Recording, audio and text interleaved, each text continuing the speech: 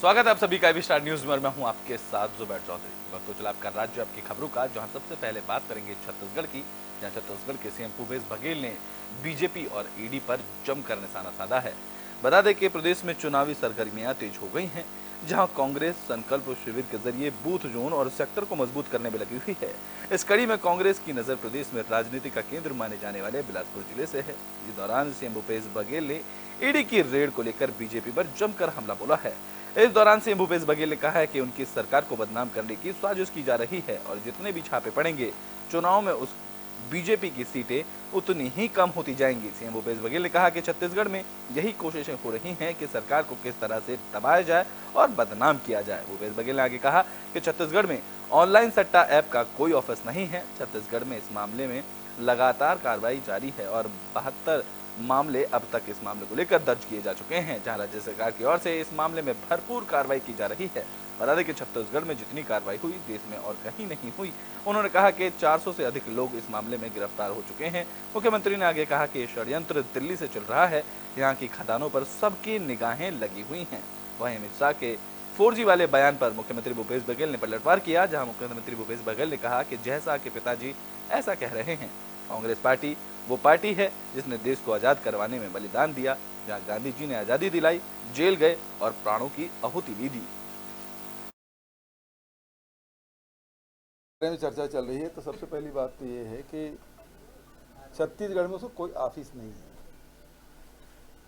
जो खिलाने वाले हैं वो जरूर यहाँ के हैं और 30 मार्च 2022 को पहला FIR दुर्ग में किया गया, फिर रायपुर, बिलासपुर, सभी जगह और करीब 72 प्रकरण दर्ज हुए छत्तीसगढ़ की पुलिस के द्वारा और उसमें 449 आरोपी गिरफ्तार किए जा चुके हैं और गिरफ्तार किए गए हैं उसमें वो दिल्ली में, बॉम्बे में, गोवा में, अनेक अलग अलग प्रांतों में उसकी गिरफ्तारियां हुई हैं और अभी तक के 191 लैपटॉप, 885 मोबाइल और बहुत सारे इलेक्ट्रॉनिक गैजेट्स जब्त किए गए। 41 लाख से अधिक। तो बुलेटिन में बात कर लेते हैं मध्य प्रदेश के देवास की, जहां महाकाल अखाड़ा की तरफ से कार्यक्रम का आयोजन किया गया। इस दौरान गांव में भोलेनाथ की सवारी निकाली गई। तो देवास में महाकाल अखाड़ा की तरफ से कार्यक्रम का आयोजन किया गया। बता दें कि ग्राम गुराडिया कला में महाकाल अखाड़ा की ग्राम गुराडिया कला में भोलेनाथ की भव्य सवारी निकाली गई। इस पर अखाड़ा के लोगों की तरफ से करतब भी दिखाए गए हैं।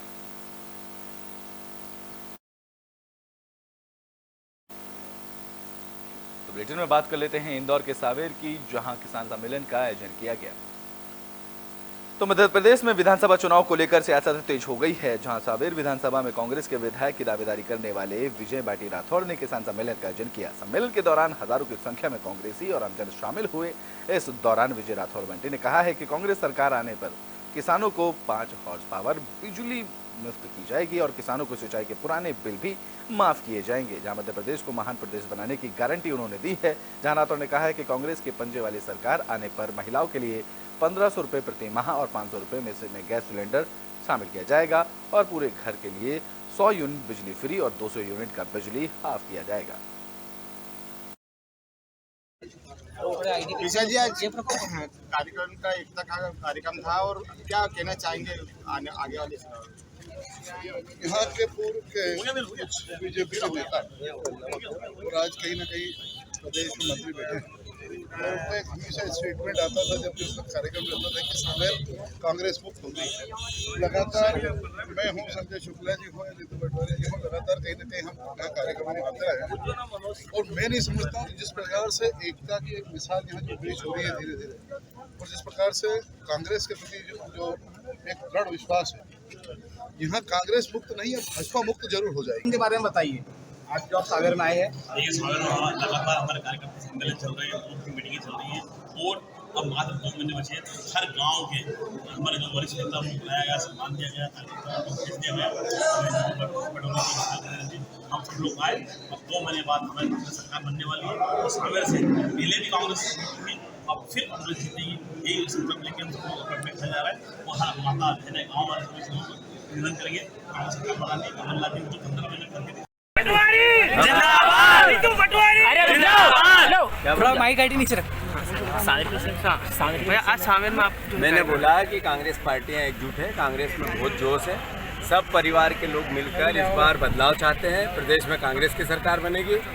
गरीबों के हितों में दिन रात दौड़ के कांग्रेस के कार्यकर्ता मेहनत करके बदलाव लाना चाहते हैं। मैं प्रार्थना करता हूं हर कांग्रेसी से कि एकजुटता से कांग्रेस के हाथ का पंजा कैंडिडेट है, जिसको पार्टी नियुक्त करे उसके लिए काम करें। धन्यवाद। तो बेटे में बात मध्य प्रदेश के छिंदवाड़ा की कर लेते हैं, जहां नुक्कड़ कार्यक्रम का आयोजन किया गया। इस कार्यक्रम के दौरान जानवरों के प्रति लोगों को जागरूक किया गया है।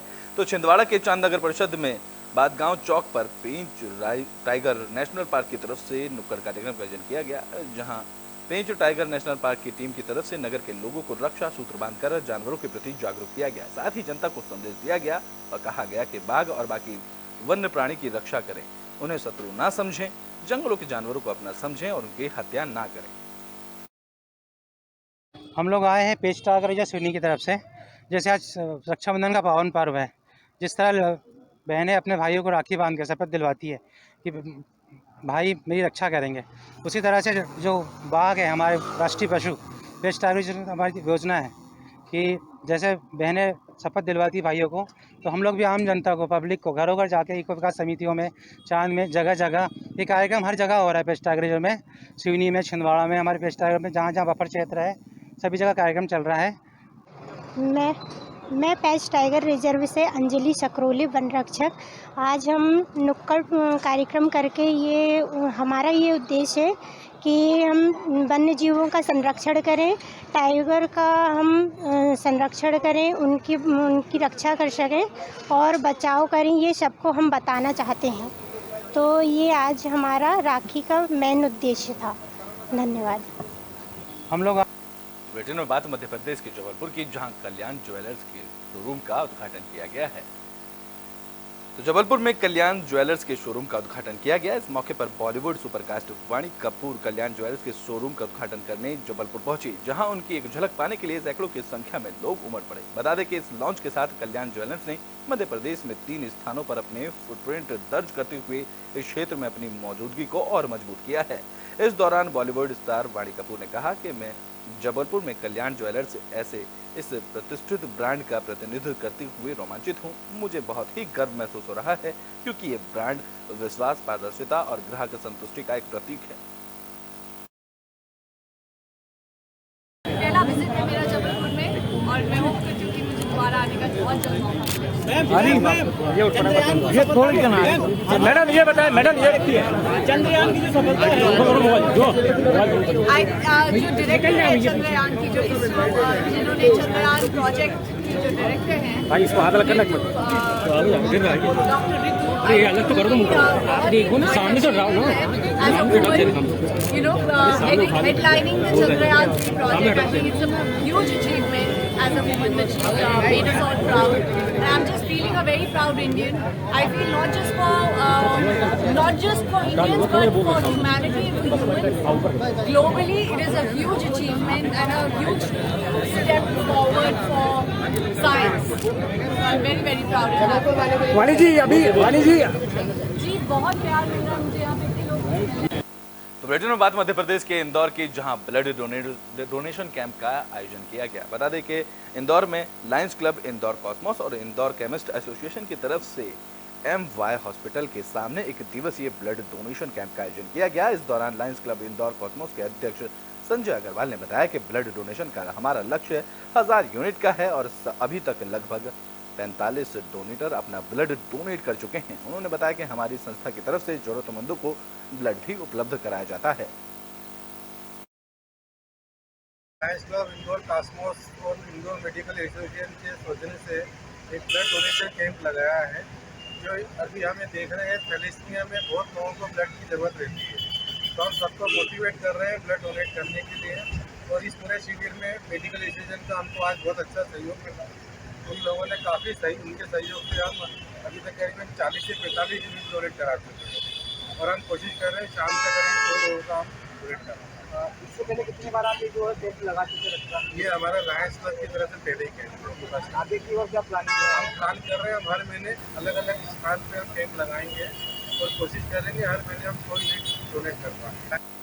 तो हरियाणा सरकार ने रक्षा बंधन के अवसर पर महिलाओं के लिए मुफ्त बस सेवा का एक योजना का ऐलान किया है। तो हरियाणा सरकार ने रक्षाबंधन के त्यौहार में कि महिलाओं को लेकर हरियाणा रोडवेज की बसों को 29 अगस्त से लेकर 30 अगस्त तक फ्री बस सफर करने का ऐलान किया है। बता दें कि रक्षाबंधन पर राज्य में महिलाएं अपने 15 साल तक की उम्र के बच्चे के साथ मुफ्त बस यात्रा का लाभ उठा सकती हैं। जहां महिलाओं के लिए ये सेवाएं 29 अगस्त दोपहर से 30 अगस्त रात 12 बजे तक लागू रहेंगी। बता दें कि मंगलवार को पूरे प्रदेश के बस अड्डों पर महिलाओं की भीड़ देखी गई। इस मौके पर रोहतक बस डिपो के अनुबंधन सहित 172 बसें अलग अलग दिशाओं में चलाई जा रही हैं, जहां सरकार की इस योजना को लेकर महिलाएं काफी उत्साहित भी नजर आ रही हैं। रक्षाबंधन पर हरियाणा सरकार ने महिलाओं और उनके साथ 15 वर्ष से कम उम्र के बच्चों को निःशुल्क यात्रा का प्रावधान किया गया है, जो कि दिनांक 29 तारीख दोपहर 12 बजे से शुरू होकर रात्रि 30 तारीख मध्य रात्रि तक यह सुविधा जारी रहेगी। कितनी बसें लगाई गई हैं और कितने कर्मचारी? रोहतक डिपो में टोटल 172 बसें हैं जो सभी ऑन रूट रहेंगी, जिनके फेरे बढ़ाए जाएंगे। जिस मार्ग पर जितने यात्री होंगे उसके अनुसार संचालन करवाया जाएगा। सभी पर्याप्त मात्रा में पुलिस बल की व्यवस्था के लिए पुलिस अधीक्षक को पत्र लिखा गया है। हमारे पास सब इंस्पेक्टर, इंस्पेक्टर जो भी हैं वो यहाँ पर ड्यूटी पे कार्यरत रहेंगे बूथ के हिसाब से। तो बुलेटिन में बात कर लेते हैं बिहार के मोतिहारी की, जहां से सांसद संजय जायसवाल ने विभिन्न गाँवों का दौरा किया है। तो मोतिहारी में स्थानीय सांसद डॉक्टर संजय जायसवाल ने विभिन्न गांव का दौरा किया। इस मौके पर वो क्षेत्र के स्वतंत्रता सेनानी और सेवानिवृत्त सैनिकों के घर पहुंचे, जहां सांसद ने उनके परिजनों और उनको सम्मानित किया। साथ ही सांसद ने आंगन और दरवाजे में कलश में से मिट्टी संग्रह किया। इस दौरान सांसद जायसवाल ने कहा कि भारत सरकार ने निर्णय लिया है कि जितने भी स्वतंत्रता संग्राम में भाग लेने वाले स्वतंत्रता सेनानी या लड़ाई में सैनिक शहीद हुए हैं या जो 1965 और 1971 की लड़ाई में भाग लिए थे, उनके यहाँ से मिट्टी लेकर दिल्ली में बने वॉर मेमोरियल में जाएगी और जहाँ पर अमृतवाणी की स्थापना होगी, जिससे सभी स्वतंत्रता सेनानी और लड़ाई में शहीद हुए सैनिकों के यादगार के रूप में रखा जाएगा। यह निर्णय लिया है कि जितने भी हमारे स्वतंत्रता संग्राम में भाग लेने वाले स्वतंत्रता सेनानी हैं और जो सैनिक शहीद हुए हैं या लड़ाई में भाग लिए थे 71 की लड़ाई या 65 की लड़ाई में, उन सबों स्थानों से हम मिट्टी लेंगे और जो दिल्ली में वॉर मेमोरियल बना हुआ है जिसमें सभी शहीद सैनिकों का नाम लिखा हुआ है, ये सारी मिट्टी वहाँ पर जाएगी और वहाँ पर अमृत वन की स्थापना होगी, जिसमें सभी स्वतंत्रता सेनानियों के और तो मोतिहारी में डिप्टी चेयरमैन पति ने बाढ़ प्रभावित इलाकों का दौरा किया है। तो मोतिहारी के सुगेली सिकरहना नदियों से जल स्तर बढ़ने से नदी में उफान देखने को मिल रहा है। अब ये पानी नगर के कई वार्डों के सहित प्रखंड के कई गांवों में अंदर घुस चुका है। इस कड़ी में मोतिहारी के सुगौली में बीजेपी ओबीसी मोर्चा के जिला अध्यक्ष और डिप्टी चेयरमैन पति विकास शर्मा ने बाढ़ प्रभावित इलाकों का दौरा किया। विकास शर्मा ने नगर पंचायत क्षेत्र के बूढ़ी गंडक नदी के तटवर्ती बाढ़ग्रस्त वार्डों का दौरा कर बाढ़ का जायजा लिया, जहां बाढ़ से प्रभावित लोगों को सुरक्षित जगहों पर जाने सहित बाढ़ सुरक्षा संबंधी जानकारी दी गई और हर संभव मदद करने का आश्वासन दिया गया।